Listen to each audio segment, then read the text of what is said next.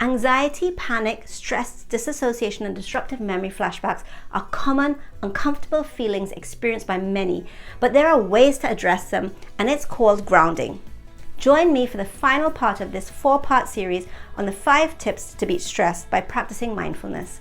In this episode, I'm going to share with you techniques on how to get grounded through mindfulness to help bring you back to the present moment whenever you become anxious, overly angry, or stressed. So get comfy as I share another one of the 5 tips that you can implement in your life right now.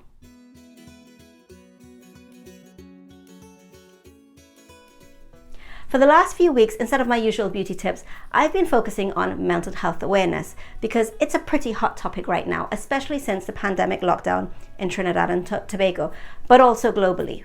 So let's continue on the topic of mindfulness. Mindfulness trains your body to avoid pushing troublesome thoughts away by embracing them in the present. By focusing on the present and allowing yourself to be grounded in what's going on around you, you create greater harmony between your physical brain and consciousness. Grounding is a coping strategy that helps to put you back in touch with the present moment. When you feel distressed or anxious, practicing these exercises can help bring you back to the here and now, and in so doing, you can break the cycle of your anxiety and discomfort. That's when the magic happens. Because by breaking that cycle, you are able to have a different perspective of the same circumstance. Generally, grounding involves bringing your awareness to one of your 5 senses. Imagine biting into an extremely sour fruit. It would be hard to think of anything else because your mind is completely in the present moment of the taste of that sour fruit.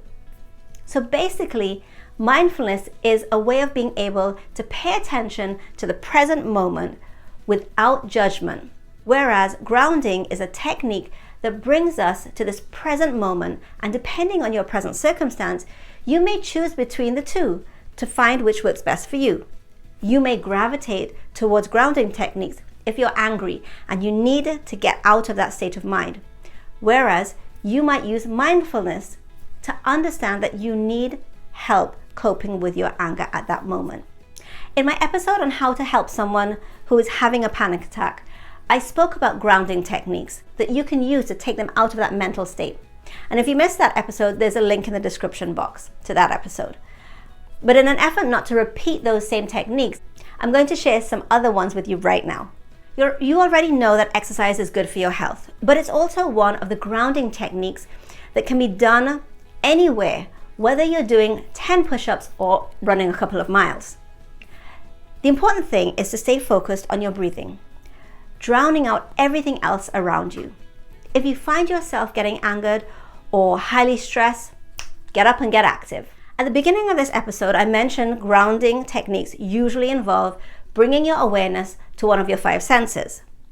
In this technique, you will list 5 things you can see, then 4 things you can touch, then 3 things you can hear, 2 things you can smell, and finally, name 1 thing you can taste. Positive affirmations are rare because it's so much easier to be negative. When someone says something nice about you, do you brush it off because you already have a preconceived notion of what you believe yourself to be? When you begin to practice affirmative thinking, your aim is to get rid of that negative autopilot thinking and nurture your natural thinking to become more positive. Examples of affirmative thinking would be, I'm a good person, I deserve to be happy, I'm beautiful, I've got this. It won't happen overnight, but with repeated practice, it is possible and most definitely worth it. Keeping a journal is a fantastic way to stay grounded. When you notice feelings of distress or anxiety, grab your journal or a piece of paper and write down your feelings. Journaling can be very therapeutic and calming.